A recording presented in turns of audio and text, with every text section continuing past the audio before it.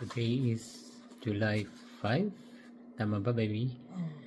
Simula ng bagong chapter sa gamutan laban sa colon cancer na meron ako.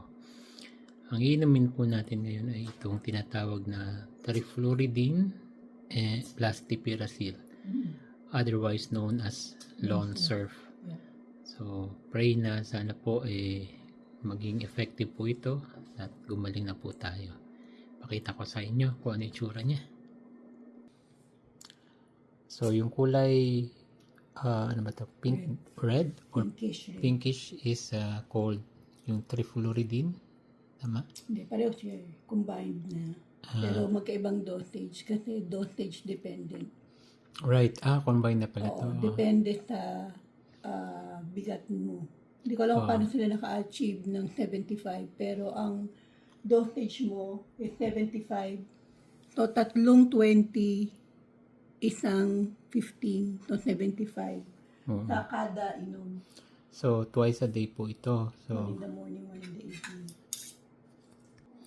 So, one in the morning and then one in the evening for the next 5 days, and then 2 days break, and then the next 5 days. So, in total, tapos 2 weeks break. So, ang cycle is mangyayari sa akin ngayon parang lumalabas first 2 weeks of the month, tas break nung last 2 weeks. Start ulit ng first 2 weeks of the month. Yeah. Oh, may lactose kasi yung gamot. Nakita mo itong Tapos, lactose. meron siyang lactose. Kaya, inom din tayo ng lactate. To counter yung lactose intolerance. Yan. Kasi meron po tayong lactose intolerance eh. So, yan. And I will take this with food. Oo. Sige, pwede mo na itom yung mahal. So, breakfast, egg, and coffee. Water nilang. Water. Ayun. So, inumin na natin. Inumin mo naman. Inumin mo na. Cheers!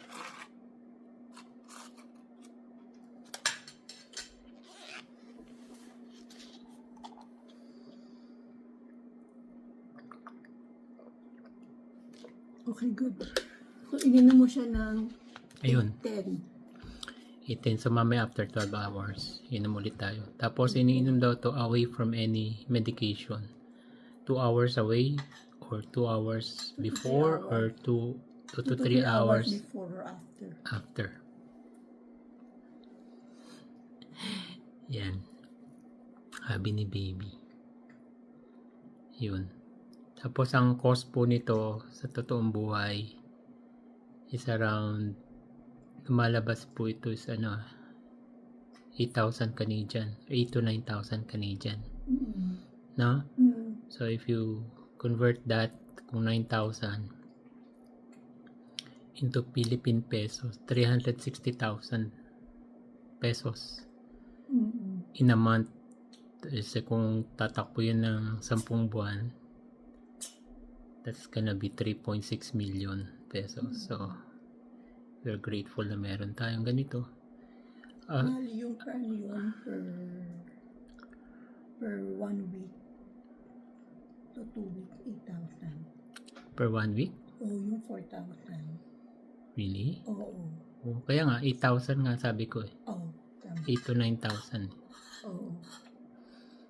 Yun. Kasi 2 weeks na yung binigay natin. So, third line of chemo, syempre gusto natin, huwag na tayong umabot dito, di ba? But, subukan lang natin.